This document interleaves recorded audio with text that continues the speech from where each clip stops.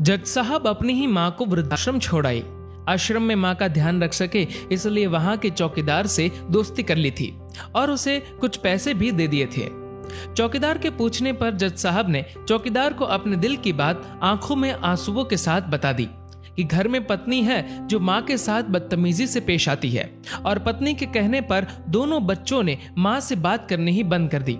माँ को अकेलापन लगने लगा और इन सब वजहों से दिन भर रोती रहती थी, इसीलिए उसे आश्रम छोड़ने के लिए आ गए। तो चौकीदार ने कहा, जज साहब आपके सामने सारे सबूत थे कि कौन सही और कौन गलत है, लेकिन अपनी ही माँ के साथ न्याय नहीं कर पाए तो औरों के साथ क्या न्याय करते होंगे आप। ये बात जज साहब के दिल को चुभ गई।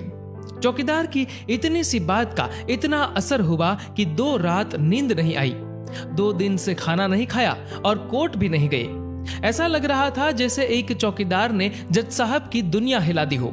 तीसरे दिन जज साहब अपने रूम से बाहर आए। पत्नी और बच्चे खाना लेकर इसी इंतजार में खड़े थे कि जज साहब कब खाना खाएंगे।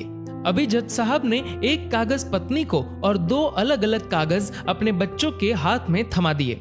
कागज की एक लाइन पढ़ी तो पत्नी के हाथों में से थाली गिर गई।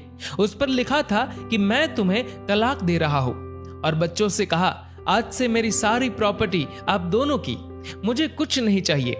बच्चों ने उन्हें जबरदस्ती कुर्सी पर बिठाया, हाथ जोड़कर पैरों में गिरकर इन सब का कारण पूछा तो आंखों में आंसुओं के सैलाब के साथ जज साहब बोले कि मैं मेरी 65 वर्ष की माँ को आश्रम छोड़ के आया हूँ, अनजान लोगों के भरोसे छोड़ के आया हूँ, और आप सब कारण पूछ रहे हैं। हम लोगों को शर्म आनी चाहिए। रोज मेरे कोर्ट से आने के बाद माँ रोती थी कि बेटा प्लीज मुझे वृद्धाश्रम में शिफ्ट कर दो।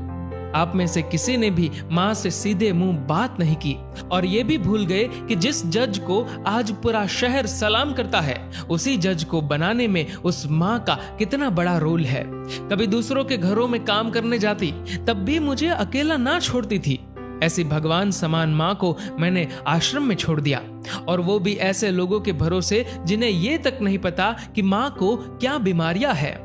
खुद को कोसते हुए जज साहब कहते हैं, दूसरों पर फैसले सुनाने वाला आज मैं खुद हार गया। मैं जज नहीं बल्कि गुनहगार हूँ, और मैंने जो गुनाह किया है वो शायद कानून तो माफ कर देगा, लेकिन ईश्वर के कोर्ट में वो कभी माफ नहीं होगा। ये कहते हुए जज साहब बोले कि अब मैं अपने पापों का प्रायश्चित करने जा रहा हूँ। मैंने अपना सब कुछ आप लोगों को सौंप दिया है, और अब अपनी माँ के साथ आश्रम में रहूंगा और उनकी सेवा करूंगा।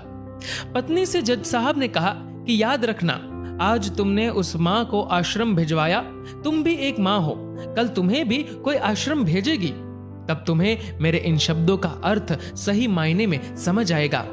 ये बोलकर जज साहब आश्रम के लिए चल दिए।